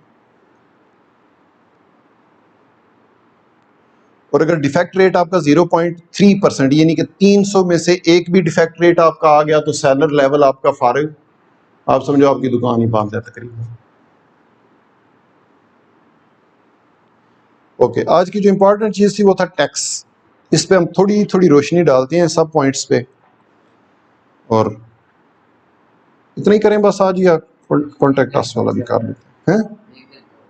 1 घंटा हो गया, बस ये करते हैं, टैक्स वाला करते हैं। और फिर अच्छा, ये जो टैक्स है ना, ये छोटी छोटी चीज़ें हैं जहाँ से आपको ना समझ आए ये कर लें, बाकी इंशाल्लाह लाइफ टाइम आप हमारे साथ जुड़े हुए हैं। इनको मैंने कहा फेसबुक का एक ग्रुप बना लो, आप कहीं पे भी हों, तरक्की करें, बढ़ें आगे, मुझे कोई फिक्र नहीं है, ठीक है, मैं उसका हूँ और वो मेरा, ठीक है, टेंशन कोई नहीं। आप कामयाब होंगे, मुझे बड़ी खुशी होगी। अच्छा, टैक्स के मैटर्स में कभी आपको ज़िंदगी में फिर भी ज़रूरत पड़े तो मैं आपको ज़रूर, जो भी मेरे पास इंफॉर्मेशन है, मैं आपको ईमानदारी से सारी फॉरवर्ड करूँगा। 2 चीज़ें होती हैं, सेल्फ एम्प्लॉयड और कंपनी, जब आप बिजनेस करने जा रहे होते हैं। वैसे एक इंडिविजुअल भी होता है कि आपने अपना अकाउंट बनाया, कोई चीज़ खरीदनी है या घर की कोई यूज चीज़ बेचनी है, तो उसके लिए आप इंडिविजुअल पर्सनल अकाउंट भी अपना यूज़ कर सकते हैं। तो यूके में, पाकिस्तान में 2 चीज़ें होती हैं, एक इंडिविजुअल होता है, एक बिजनेस होता है। तो यूके में उन्होंने 3 चीज़ों में डिवाइड किया हुआ है कि एक इंडिविजुअल है, तीसरा बिजनेस है, और दूसरा बीच में सेल्फ एम्प्लॉयड है, कि आप खुद ही बिजनेस हैं, खुद ही इंडिविजुअल हैं, खुद ही मैनेज कर रहे हैं, खुद ही अपने आप को तनख्वाह दे रहे हैं, ठीक है। वो पता है फेसबुक पे एक आ रही होती है, एक खतून है, तो वो अपने हस्बैंड का कोट पड़ा होता है अलमारी के अंदर, तो वो जाके तो पहनती है और उसके हाथ से वो जेब में से पैसे निकाल के अपने हाथ में रखती है ठीक है। तो सेल्फ एम्प्लॉयड ये होता है कि आप खुद ही कंपनी है, खुद ही एम्प्लॉयर हैं, खुद ही एम्प्लॉई हैं, खुद ही बॉस हैं, खुद ही आप वर्कर हैं। तो वो मीडियम में, मतलब दरमियान में आ जाता है। जो कंपनी होती है वो इट सेल्फ एक एंटिटी है, वो आप समझे कि एक नया बंदा बन गया है, एक नया बंदा आपने पैदा कर लिया, उसका नाम रख लिया जी कि इसका नाम जो है वो स्मार्ट फ्यूचर किंग्स है, ठीक है। तो अगर स्मार्ट फ्यूचर किंग्स को कोई मसला होता है तो मुझे उससे कोई दिलचस्पी नहीं है। हाँ, मुझे ये दिलचस्पी हो सकती है कि ये जो बंदा है ये मुझे पैसे कमा के देता है, मेरी कंपनी है, मुझे पैसे कमा के देती है, अगर ये बंद होगी मुझे पैसे आने बंद, लेकिन अदरवाइज मुझे कोई फिक्र नहीं होनी चाहिए, ठीक है। ये तो होगी डेफिनेशन इन चीज़ों की। एनुअल टैक्स रिटर्न्स पूरी दुनिया में यही होता है कि जो भी लोग बिजनेस, जो जॉबें कर रहे हैं, उनको तो फिक्र ही नहीं होती बेचारे, उनको पता होता है जितनी तनख्वाह है, टेंशन खत्म। इसलिए टेंशन खत्म कि अगर उसकी 50,000 तनख्वाह बन रही है बैक एंड पे, हिडन एंड पे, तो उसको 35,000 मिल रहा है, उसको पता ही नहीं है मेरा 15,000 टैक्स में जा रहा है। वो कंपनी या एम्प्लॉई या जो इदारा है वो खुद ही उसके टैक्सेस लेके गवर्नमेंट को दे देता है, और उसको 35,000 रुपया मिलता है, उसको टैक्स से सरोकार ही कोई नहीं होता, वो टेंशन फ्री होता है। लेकिन जब आप बिजनेस कर रहे होते हैं तो फिर सारी की सारी चीज़ आपने खुद हैंडल करनी होती है। फिर आपको, वो कहते हैं ना कि आंखों देखी मक्खी नहीं निकलनी होती। होटल पे जाके आप खाना खाते हो, पता नहीं क्या क्या गंद डाला होता है, बड़े मजे ले लेके हम खा रहे होते हैं, और आंखों के सामने मक्खी गिर चढ़ कहते हैं यार ये क्या आ गया, ये नहीं सही। तो सेम ये चीज है कि जो एम्प्लॉई है उस बेचारे का 50,000 में से 15,000 जा रहा होता है टैक्स, और उसको परवाह कोई नहीं होती क्योंकि नजर नहीं आ रहा था। और आप बिजनेस अपना कर रहे हैं और आप जब 50,000 कमा लेते हैं तो आपको गवर्नमेंट कहती है 5,000 इसमें से हमें दे दो। क्यों दूं भाई तुम्हें, ठीक है। तो इसमें आपने खुद करने होते हैं मैनेज। एनुअल टैक्स रिटर्न्स के पूरी दुनिया में यही सिस्टम है कि हर साल किसी का अप्रैल में स्टार्ट होता है और अप्रैल में खत्म होता है साल, किसी का जनवरी से दिसंबर में, लेकिन हर मुल्क के अपने अपने कवानीन है। ये जो ज़कात का कॉन्सेप्ट है ना, वो यही है बेसिकली। इस्लाम ने भी ये वो टैक्स ही था ना एक्चुअली, कि जिन लोगों के पास पैसे हैं वो उसमें से, वो ये नहीं करते थे ना कि कमाते कितने हैं, वो कहते हैं बचाते कितने हैं, जो सेविंग कर ली है उस पर टैक्स। तो इस्लाम का टैक्स सिस्टम सबसे अच्छा था, ठीक है। और एक टाइम आया था कि ज़कात लेने वाला बंदा कोई नहीं मिलता था, क्योंकि ईमानदारी से वो सारे लेते देते थे, ठीक है। अभी भी मैं कहता हूँ अगर ज़कात का सिस्टम एक्चुअली नाफिज हो जाए ना, तो कोई बंदा लेने वाला बचे ही ना, ठीक है। उसकी रीजन ये है कि जब आप टैक्स देते हैं तो आप 20% इधर टैक्स दे रहे होते हैं, 15% उधर दे रहे होते हैं, 5% मतलब 100% टैक्सेस हम दे रहे हैं, 2.5% नहीं दे रहे, 100% टैक्सेस दे रहे हैं, फिर भी भूख से मर रहे हैं सारे। उसकी रीजन ये है कि आप उस 100% को अगर कैलकुलेट करके लाओ ना तो शायद 1% बनता है, 2.5% भी नहीं बनता। तो बेईमान है सारे, जिसको कुछ आ रहा होगा तो मैं क्यों दूं भाई, अपनी अपनी खाओ और अपनी खाओ, ठीक है। वो जब उसको पैसे आने शुरू होते हैं तो उसका जो सबसे पहला फोकस होता है वो कहता है टैक्स किधर से मैंने चोरी करना है, ठीक है। अब यूके में लोग क्या करते हैं, स्पेशली जो पाकिस्तानी है, कंपनी बनाई, उसमें से इनकम आना शुरू हुई, ठीक 364 दिन कंपनी चलाई, 365वें दिन रिटर्न जमा कराने ना बाबा ना, कंपनी बंद और पैसे हसन, ठीक है। तो उसकी फिर रीजन ये होती है ना कि आपकी कंपनी की ना वर्थ बनती है, ना बैंक आपको कोई लोन देता है, ना कोई और बंदा आपसे डील करता है। जिस तरह मैंने कहा वो वॉलमार्ट वालों ने उसका अकाउंट बंद कर दिया है या ऑर्डर प्लेस नहीं किया कि तुम्हारी तो हिस्ट्री कोई नहीं है, तुम्हारा बैकग्राउंड ही कोई नहीं है, तुम नए नए आए और तुम ले रहे हो, भागोगे तुम तो जाहिर है एक बंदा साल के बाद कंपनी बंद कर देता है, वक्ती तौर पे तो उसको पैसे मिल गए, लेकिन लॉन्ग रन में वो फिर उधर ही खड़ा रहेगा जिधर वो खड़ा है, और कंपनी बनाएगा, फिर थोड़े से पैसे कमा लेगा, फिर और कंपनी। लेकिन अगर वो एक ही कंपनी तो हो सकता है पहले साल उसको टैक्स देके 0 बचे, लेकिन अगले साल उसको 10,000 बचेगा, उससे अगले साल 50,000, उससे अगले साल 2 लाख। तो जितनी बड़ी कंपनी आप नोटिस करना, वहां पे हम यूके में होते थे तो वहां पे एक टेस्को स्टोर है बहुत बड़ा, आप उनसे एक पेनी की भी कोई चीज लेना, वो आपको रसीद 2 पाउंड की रसीद निकाल देते हैं, ये लो जी आपकी रसीद। मतलब कंप्यूटर यूज हुआ है, बंदा बैठा हुआ है, उसने स्याही यूज की है, उसने सारा वो सिस्टम बिजली यूज किया है, तो आपने उससे $1 की वो चीज दी, हो सकता है उनके $0.5 उनका इनवाइस पे लग गया हो, लेकिन उन्होंने एक सिस्टम बनाया हुआ है कि देनी देनी है इनवाइस, कोई चोरी नहीं करनी। साल बाद जाहिर है चीज कंप्यूटराइज्ड है, वो टैक्स पे करते हैं, ठीक है। हमारे लोग हैं पाकिस्तानी, इनकी कोई कंपनी नहीं है दुनिया में, क्योंकि ये टैक्स से डरते हुए फिर तो टैक्स देना पड़ेगा। अपने जो 80 रुपए या 70 रुपए आ रहे हैं उनकी नहीं खुशी के 70 मिलेंगे, जो उनको 30 देने उनकी फिक्र पहले लागी, यार फिर 30 देने पड़ेंगे ना, फायदा क्या, रहने दो हम नहीं खाएंगे। ईमानदारी ये हमारे लोगों की मेंटेलिटी है। मैं बताता हूँ कि हम लोग जो पाकिस्तान एक्चुअली एक जरी मुल्क है, हम जमींदार हैं, ठुले का रेट, वो एक बोरी फेंकी दानों की गंदम की, उसके बाद 8-10 आगी बेच के साल का राशन पूरा अल्लाह लगा, और वो हर लम्हे पे कर रहे होते हैं मैनेज। अब उनकी जितनी भी आप मल्टीनेशनल कंपनियां पाकिस्तान में भी देखो, सॉरी फॉरेनर्स की, ठीक है। हम कोई कंपनी बनाते हैं ना तो उसका एक ओनर होता है, तो वो दूसरे बंदे को साथ मतलब देख भी नहीं सकता कि कोई और बंदा आ जाए, तो मैं अकेला ही खाऊंगा, दूसरा बंदा क्यों खाए। और जितनी मल्टीनेशनल कंपनी है आप देखिए, उनके 100 डायरेक्टर हैं, 200 500 डायरेक्टर हैं, और हो सकता है सबके पास अपने अपने जेट्स हों, ये तो मिल के चले ना आगे, तो उनका सिस्टम बड़ा हो गया। अच्छा जी, एनुअल टैक्स रिटर्न्स हो गए। तो मैं समझता हूं कि अगर आप लोगों ने एक मल्टीनेशनल कंपनी की बुनियाद रखनी है तो टैक्स जरूर पे करें, मतलब प्लान कर लेना।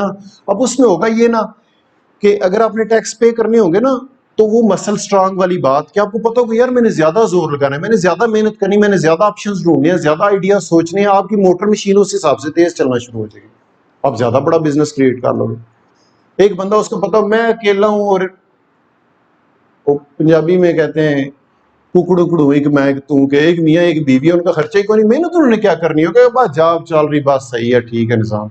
और अगर उसके 6 बच्चे हो जाएंगे तो भागेगा ना, जाहिर बात है, फिर उसने मैनेज करना चीजों को, तो हो सकता है वो भागते भागते कोई अच्छी चीज हाथ लग जाए, अमीर हो जाए, 6 बच्चों वाला अमीर हो जाए, जो 1 बच्चे वाला या मियाँ बीवी सिर्फ गरीब रहे।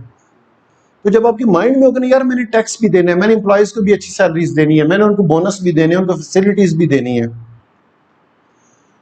अब हमारा उस लेवल पे नहीं है इतना बड़ा सिस्टम, लेकिन मैंने इनको बोला, मैंने कहा यार नीचे ला के वो रखो, डिस्पेंसर रखो, वाटर डिस्पेंसर, उस पर ला के पानी साफ रखो, कम से कम ये तो आके नहीं लोगों का, जो हमारे लिए सुबह उठ के घर से आ जाते हैं शाम तक पानी तो साफ पिए ना, जो हम कर सकते हैं वो तो करें ना।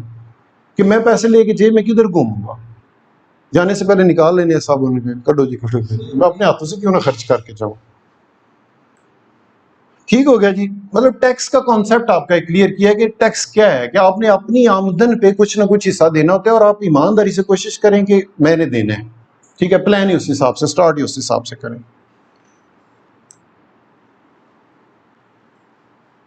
उसके बाद ये होता है कि मैं यूके का आपको बता रहा हूँ, आप भी अपने माइंड में यूके का ही रखें, क्योंकि हम वहाँ पे ऑनलाइन बिजनेस करते हैं। तो उसमें ये होता है कि आपको वो 1 साल का टाइम देते हैं कि आपने एक बिजनेस स्टार्ट कर दिया है, तो फर्स्ट 365 डेज के अंदर अंदर आपने HMRC को एक एप्लीकेशन दे के अपने बिजनेस का नाम बता के, या सेल्फ एम्प्लॉयड है तो भी अपना एक आपने उनको बता के तो बता देना कि मैं रजिस्टर्ड हूं, मैं सेल कर रहा हूं, बजाय इसके कि वो, क्योंकि अब तो सिस्टम इस तरह का कि हर चीज डिजिटलाइज हो गई है, ठीक है।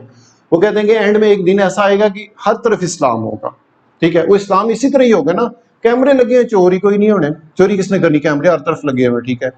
टैक्स चोरी कोई किस तरह करेगा, हर चीज डिजिटल है, ठीक है। बैंकिंग के थ्रू हो रही है, एटीएम के थ्रू हो रही है, ऑनलाइन ट्रांसफर हो रहा है, कैसे आप चोरी करोगे, ठीक है। कोई हो सकता है कुछ अरसे तक आज झूठ को पकड़, जी, वो तो इबलीस, फिर इबलीस ने क़यामत तक मांगी हुई है मोहलत अल्लाह ताला से, ये वो तो हो गई होगा ना, वो तो जाहिर क्या होता है करेंगे। फर्स्ट ईयर में आपने लाजमी रजिस्ट्रेशन करवा लेनी है, और यूके में उन्होंने दिया हुआ है कि एक होता है सेल्स टैक्स, या उसको वीएटी कहते हैं, वैल्यू एडेड टैक्स, ठीक है। तो अगर आप यूके में हैं और आप कर रहे हैं, बिजनेस कर रहे हैं, बेशक कंपनी है, सेल्फ एम्प्लॉयड है, इंडिविजुअल है, जो भी है, तो 85,000 पाउंड एक साल का, यानी कि 6,500 महीने का वो आपको एक अलाउंस दे देते हैं कि अगर आप छोटा बिजनेस है, इतनी कोई आपकी सेल है, तो फिर आपसे हम चार्ज नहीं करेंगे वीएटी। और अगर आपका 85,000 को क्रॉस कर जाते हैं एक साल के अंदर अंदर, ठीक है, तो फिर आपने लाजमी रजिस्टर्ड होना है वीएटी के लिए, इससे पहले कि वो खुद आ जाए और आपको कहें हाँ भाई हमारे पास डाटा आ गया है, आपने रजिस्टर नहीं करवाया, लैंड है सर, और फिर साथ वो पेनल्टियां भी लगाते हैं और सारा देना तो फिर भी है। अब सीधे सीधे चलें। अब 85,000 जो वो एक साल का है, अगर आपका 365 डेज में 84,000 बने, तो उससे अगले दिन फिर आपको 85,000 का मिल गया अलाउंस। आज आपने बिजनेस स्टार्ट किया 22 अगस्त को, अगले 22 अगस्त तक आपका 84,000 या 84,999 रुपीज और 99 पैसे बने, एक पेनी कम है, इट्स ओके, आपका अलाउंस पूरा हो गया, आप अगले साल फिर बगैर टैक्स के यूज कर सकते। लेकिन जिस दिन आपका 85,000 को टच कर गया, उस दिन आप पे लागू हो गया वीएटी। अब आपने अपना अकाउंट करवाना है वीएटी, और ईबे सम टाइम अकाउंट्स जो है उनको होल्ड कर देता है, बंद, मतलब लिस्टिंग आप मजीद नहीं कर सकते जब तक आप वीएटी ना करें। इसमें एक और बड़ी गुड न्यूज़ और शानदार चीज़ आपको बतानी है कि अगर आपने दो कंपनियां बना ली हैं अपनी, तो दोनों का अलाउंस 85,000 है, वो इकट्ठा अकमुलेट नहीं होता, इकट्ठा कैलकुलेट नहीं होता। आपका जो पर्सनल अलाउंस है 85,000 वो है, आपने 2, 3, 4, 5 कंपनियां बनाई हुई हैं, तो हर कंपनी का अपना, क्योंकि वो एक अलग एंटिटी बन गई, एक अलग बंदा बन गया जो कंपनी है, तो हर एक का 85,000 है। तो बजाय इसके आपको नहीं पता और आप एक ही कंपनी पे सेल जो है 1 लाख की करके और आप टैक्स की तरफ चले जाते हो, तो आप दो कंपनियां बना लो, दोनों भी इक्वल इक्वल डिवाइड करो, साथ एक तीसरी बना लो। तो मतलब हैं उसमें हिचेस हैं, मतलब होल्स हैं जहां से आप अपने आप को सेव कर सकते हो टैक्स में भी, जो लीगल भी हैं और प्रॉपर भी, उनमें मतलब आपको कोई पूछ भी नहीं सकता। इसमें एक और चीज़ आपको बतानी है वीएटी में, पर ये है जाके आगे आपको काम आएंगे, अभी ज़ाहिर आप काम हमारे साथ करेंगे, आपको पता होगा, आपको ये बताना चाहिए वीएटी होता क्या है। हमारे पास जो अक्सर अकाउंट्स हैं वो नॉन वीएटी हैं, मतलब जो यूके में लोग बैठे हुए उन्होंने अपना वो एक अकाउंट बना के हमें दे दिया, वो कहते हैं जिसको इस्तेमाल करो। तो ज़ाहिर है वीएटी 20% बनता है, अगर हमें उसमें 1000 पाउंड की सेल करते हैं और उसमें हमें 200 पाउंड प्रॉफिट आ जाता है, तो अगर वीएटी होगा तो वो 200 पाउंड और ले लेंगे, हमें क्या बचेगा। तो बिग कंपटीशन आ जाता है जब वीएटी पे आ जाते हैं, तो हम कोशिश करते हैं कि हम नॉन वैट्स अकाउंट रखें। अच्छा, उसके बाद टैक्स में या वीएटी में ही जाके, तो आपने एक चीज़ 5 पाउंड की बेची है, तो ज़रूरी नहीं है कि आपको 5 पाउंड के ऊपर 1 पाउंड टैक्स देना पड़ जाए 20%। उसमें आपकी काफ़ी सारी जो चीज़ें उनमें ऑलरेडी आप टैक्स पे कर चुके होते हैं। जब आप टैक्स पे करने जाते हैं ना, आप उनको कहते हैं जी मेरी 1 लाख की सेल हुई है, वो कहते हैं जी निकालो 20,000 पाउंड, आप कहते हैं सब्र सब्र करो, देते हैं। आप उनको कहते हैं जी मैंने इनमें जो शिपिंग की है ना, 20,000 पाउंड की मैंने शिपिंग की है, उनमें मेरा 4,000 पाउंड वीएटी भी उन्होंने काटा हुआ है, मैंने विद वीएटी वो पेमेंट की हुई है, 4,000 वो लेस कर लें, ऑलरेडी आपको पहुंच गया। जो वीएटी होता है ना, वो कहीं से भी आप पे करते हैं तो वो गवर्नमेंट के पास चला जाता है। आपने जो शिपिंग कंपनी से 100 पाउंड की कोई चीज़ ली है, तो वो कहेंगे जी 80 पाउंड इसकी प्राइस है और 20 पाउंड हम इसमें वैट आपको चार्ज कर रहे हैं, ठीक है। तो वो जो 20 पाउंड है ना, वो आपके वैट वाले टैक्स में आपके ऐड हो गए। जब आपका फाइनल टैक्स बनेगा तो आप उसमें से वो लेस करवा सकते हैं। आपने जो चीज़ बेची है, जब आपने खरीदी थी तो उसने कहा था ये 4 पाउंड की आइटम है और उस पर 20% के हिसाब से 80 पैनी टैक्स लगा हुआ है, तो उसकी एक्चुअल कॉस्ट 4 पाउंड है, जो ऊपर वाला 80 पेंस है वो जब आप फाइनल वैल्यू में से टैक्स निकालेंगे तो वो उसमें जमा हो जाएगा, मतलब वो नहीं आपको देना पड़ेगा।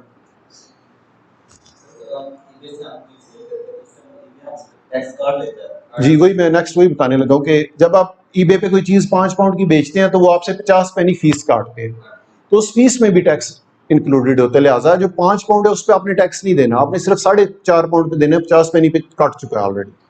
इसी तरह बाकी जो 4.5 पाउंड है उसमें से 1.5 पाउंड पे आपने टैक्स नहीं देना, क्योंकि वो शिपिंग थी, उस पर टैक्स काट चुका है। 2 पाउंड रह गए। अब 2 पाउंड में से भी जब आप आइटम लेने गए थे तो उसने आपको 1.5 पाउंड की दी थी, तो उस 1.5 पाउंड पे भी उसने टैक्स काट लिया, तो एक्चुअल प्रॉफिट पे आपने सिर्फ वीएटी देना, वो 50 पैनी और उस पर 10-15 पैनी टैक्स बनता है। लोग हमें डरते रहते हैं। समझेंगे मेरी बात कि मतलब वो जो 5 पाउंड आपका आया और उन्होंने आपकी तरफ 1 पाउंड बना लिया ना, वो 5 पाउंड आपका थोड़ा थोड़ा करके एक्चुअली प्रॉफिट पे होता है। फिर ज़ाहिर आपने प्रोडक्ट खरीदी, टैक्स पे किया, शिपिंग खरीदी, टैक्स पे किया, फीस ईबे की दी, टैक्स पे किया। अब बाकी क्या बचता है? बाकी तो सिर्फ प्रॉफिट आ गया ना कि 4 पाउंड की आपने खरीदी थी, 5 पाउंड की बेची है, तो ऊपर वाले 1 पाउंड पे 20 पैनी आपने देनी है, आपने 1 पाउंड नहीं देना। इसमें उन्होंने एक और भी किया हुआ, यूके में 2 ऑप्शन है वीएटी के। एक होता है फ्लैट रेट, एक ये 85,000 के बाद आपने रजिस्टर हो जाना और 20% है। एक फ्लैट रेट है कैटेगरी के हिसाब से, हमारा जो बनता है ऑनलाइन का वो 7% है। ठीक है, अब फर्क ये है कि जो 80% 85,000 वाला है उसमें आपने 20% देना है, लेकिन आप अपने कटवा सकते हैं टैक्स उसमें से। और जो 7% फ्लैट है उसमें फिर कटवा कुछ नहीं सकते हैं। उन्होंने कहना जी टोटल 5 पाउंड हुए हैं, 5 सता 35 पैनी निकालो, एडजस्ट नहीं फिर आप उसमें से कुछ करवा सकते। तो उन्होंने 2 ऑप्शन रखे हुए, जो भी आप चूज कर, तो वो भी बड़े सियाने और उन्होंने बड़े बड़े एल्गोरिदम लगा के तो रिजल्ट निकाला हुआ है। एंड ऑफ द डे बात वही बचती है कि आपको तकरीबन 6-7% ही देना पड़ता है दोनों तरफ से। ठीक है, और जो 7% वाला जो फ्लैट रेट है वो भी 150,000 पाउंड की अगर सेल हो तो ठीक है, उससे ऊपर जाएंगे तो फिर यही वाला सिस्टम है, उसकी भी एक लिमिट है, मतलब उधर तक। ईबे की आपको स्टेटमेंट मिल जाती है कि उन्होंने आपको कितनी टैक्स काटा हुआ है, तो वो आप साथ लगा देते हैं, ये देखें जितना मैंने ईबे को दे दिया। हर महीने उसकी एक इनवाइस आ जाती है ना ईबे की, आपने इतनी सेल की है, इतनी फी बनी थी, इतना उसमें टैक्स था। अब वो टैक्स वो शो कर सकते हैं टैक्स वालों को साथ लगा के, जब टैक्स रिटर्न जमा करते हैं। ईबे फी वही हो गया कि ईबे फी पे टैक्स कटा होता है। शिपिंग चार्जेस पे भी ये सारी चीज़ मैंने आपको एक्सप्लेन कर दी हैं within no time. Shipping charges पे आपका टैक्स कटा होता है, वो आप वहाँ पे मैनेज कर सकते हो। अदर बिजनेस एक्सपेंसेस हैं कि आपका बिजली का बिल आ गया, उसमें भी टैक्स होता है। आपने जो रेंट दिया उसमें भी टैक्स होता है, तो वो भी आपके एडजस्ट होते हैं। ठीक है, आपने 1000 पाउंड अपनी यूनिट का रेंट पे किया है, उसकी आपको रसीद मिल गई है, उसमें वो कहता है जी 800 आपका रेंट था, 200 पाउंड हमने टैक्स काट लिया, आपका वीएटी गवर्नमेंट को जाएगा। ठीक है, तो वो वीएटी भी आप क्लेम कर सकते हैं कि जनाब आपने, मैंने इतनी सेल की थी, आपने मेरी तरफ इतना वीएटी बनाया था, ये मैं आपको पे कर चुका हूँ already different through different portions.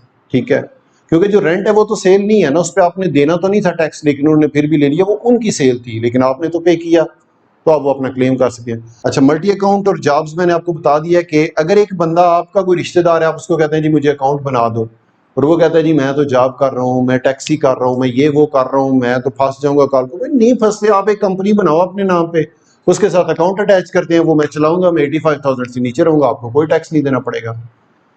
अगर आप बेनिफिट्स ले रहे हैं, यूके में रह रहा है कोई रिश्तेदार आपका या दोस्त, और आप उसको कहते हैं अकाउंट बना दो, और वो वहाँ पे गवर्नमेंट से बेनिफिट्स भी ले रहा है। बेनिफिट्स की डिफरेंट नोयत होती है। एक तो होता है चाइल्ड बेनिफिट है, वो हर बंदे को देते हैं, बेशक आपकी 10 लाख पाउंड आमदन है महीने की, वो आपने लेना ही लेना है, क्योंकि वो कहते हैं बच्चे हमारे हैं।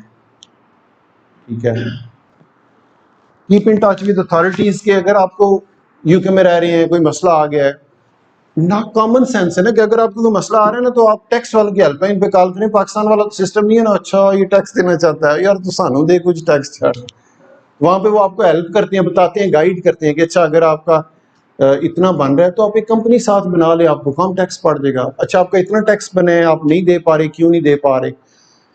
मतलब इतने तो ह्यूमैनिटेरियन लोग हैं, मुझे समझ नहीं आती। एक दफा अम्मी अबू उधर गए हुए थे, महीना एक रहे, तो जाहिर हम ज्यादा बंदे हो गए, तो वहां पे तो एक एक कतरे का भी बिल आता है पानी के, तो हमारा पानी का जो बिल है वो थोड़ा ज्यादा आ गया उस महीने, तो उन्होंने बिल नहीं भेजा हमें।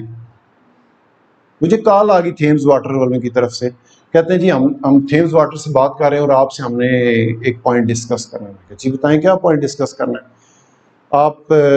आपकी जो घर की टूटियां शूटियां वो खुली तो नहीं रहती? मैंने कहा नहीं। कहते हैं अच्छा आपके घर में बच्चे कितने हैं? मैंने कहा बच्चे तो कोई नहीं है, सारे बड़े हुए हैं, मतलब उतने बच्चे तो कोई नहीं है कि वो टूटी खोल दो उसको पता ही ना, वो बंद करने वाले बच्चे हैं। अच्छा आपके कोई मेहमान शमान ज्यादा है? मैंने कहा बात तो बताओ ना यार, मसला क्या है? कहते हैं जी आपका बिल थोड़ा ज़्यादा आया हुआ है तो हम आपको डायरेक्ट बिल नहीं भेजना चाहते, आपको हार्ट अटैक ना हो जाए। कि नॉर्मल 300 पाउंड आया बिल, तो उस दफ़ा मेरा 450 या 500 पाउंड आ गया बिल, वो 6 महीने का इकट्ठा भेज दिया। तो मुझे समझ आ गई कि इतने क्वेश्चन क्यों कर रहे हैं। मैंने कहा बिल थोड़ा अगर ज़्यादा आया हुआ है तो कोई मसला नहीं, हमारे गेस्ट आए हुए थे तो उसकी वजह से। अच्छा अच्छा फिर ठीक है, हम आपको बिल भेज देते हैं। इस हद तक वो आप लोगों का ख्याल रखते हैं। क्यों बंदा फिर वहाँ पे चोरी करे, क्यों बंदा बदमाशी करे, क्यों गलत काम? बच्चों की आपको फिक्र ही कोई नहीं है, आपका अपना मेडिकल फ्री है, टोटली फ्री है। आपको वो 50 लाख रुपए की दवाई लिख देना, आपने सिर्फ पर्ची के 10 पाउंड देने हैं, वो सारी दवाई आपको मिल जाएगी। आपने कोई ऐसा बंदा है जो बेचारा गरीब है, उसके हालात थोड़े कमजोर हैं, उसने बिजली का बिल नहीं पे किया या नहीं पे कर सकता फॉर एनी रीजन, तो उसकी बिजली काटेंगे नहीं, उसकी बिजली नहीं आप काट सकते। कोई भी कंपनी, प्राइवेट कंपनी है वहां पे इस तरह नहीं है सिस्टम, लेकिन अगर आप बिजली का बिल पे नहीं करते हैं तो बिजली नहीं आपकी काट सकती, उसका कोई ना कोई हाल निकालेंगे। अच्छा आपका बिल 100 पाउंड आ गया, आप महीने के कितने दे सकते हैं? हम जी 5 पाउंड दे सकते हैं। अच्छा आप 5 पाउंड देते रहो, जब खत्म हो जाएंगे फिर देखिए, अगले महीने फिर 100 आ गया, जमा हो गया, आप 5 देते जा रहे हैं। आप गवर्नमेंट के पास ज़ाहिर सपोर्ट मिल जाती है ना, गवर्नमेंट पे कर देगी उनका आपके खिलाफ। ये कंप्लीट सर्किट बना हुआ है।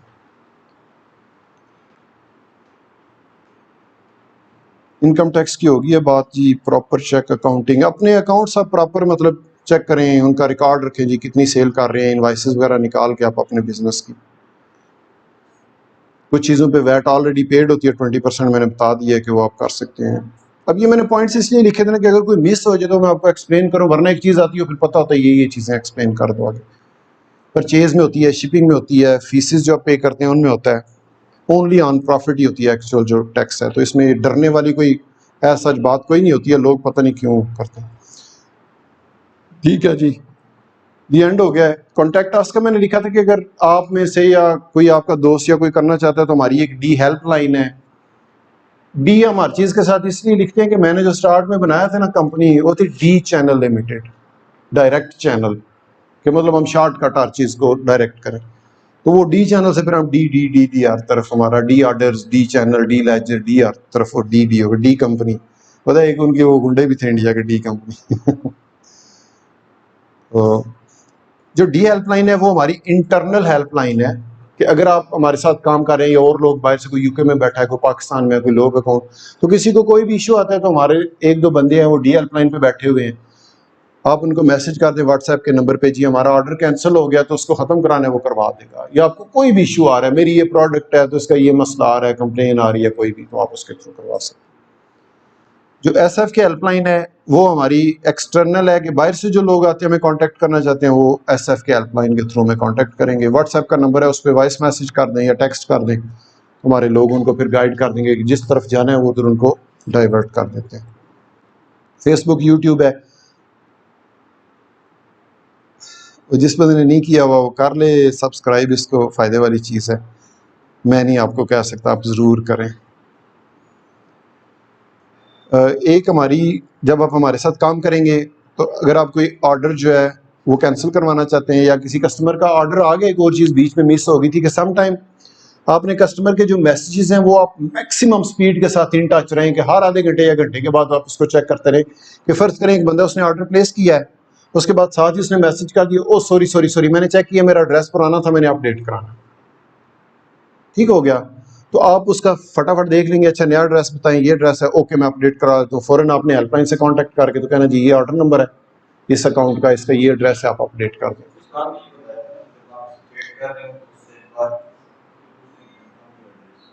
वो जब बाद में बंदा कहेगा ना मुझे चीज़ नहीं मिली, तो फिर आप उससे पहला क्वेश्चन यही करेंगे कि आप अपना एड्रेस बताएं ना, क्यों नहीं मिली, आपका एड्रेस तो गलत नहीं है। और उसके बावजूद अगर नहीं मिली है तो फिर आप अपने एंड पे चेक करेंगे कि प्रोडक्ट आउट ऑफ स्टॉक थी, शायद उसकी वजह से भेजी ना हो। वो जब ऑर्डर कर रहे हैं ना, तो उस वक्त वो अगर कह देता है कि मेरा एड्रेस चेंज कर दें, तो अगर आप नहीं रिप्लाई करते तो फिर आपका कसूर है। क्या आप मतलब एक दफ़ा आपने मैसेज देखे हैं, उसके बाद आप अम्मी की दवाई लेने चले गए हैं, बच्चे के लिए पैम्पर लेने चले गए हैं, कोई और काम चले गए, आपने 4-5-6 घंटे देखा ही नहीं है अकाउंट अपना, और मीनवाइल जो हमारी स्टॉक टीम है या पैकिंग वाले, उन्होंने ऑर्डर पैक करके तो डिलीवर करवा दिया, भेज दिया, फिर तो ज़ाहिर कुछ नहीं हो सकता ना। और ये छोटी छोटी चीज़ें थी। उसके अलावा जो इंटरनल हम काम करते हैं मैक्सिमम वो हम इसमें करते हैं, शीट्स में करते हैं, गूगल शीट्स में हर चीज़ की गूगल शीट बनी हुई है।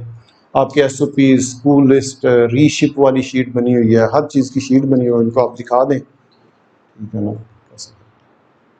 अब बात यह है कि कॉन्टैक्ट अस में भी आपको शीट्स का और ग्रुप्स का और सारी चीज़ें बता रहा हूँ। फिर जब हम लिस्टिंग करेंगे फिर उसमें यही चीज़ें आ जाएंगी बार बार। तो बार बार से आपने ये नहीं कहना कि आप बोरिंग हो रहे हैं इस चीज़ का, तो हमने सुना हुआ पहले। अब उसको कनेक्ट करें ना उस चीज़ के साथ कि इस चीज़ में ये कैसे यूज़ होती है। ठीक हो गया जी।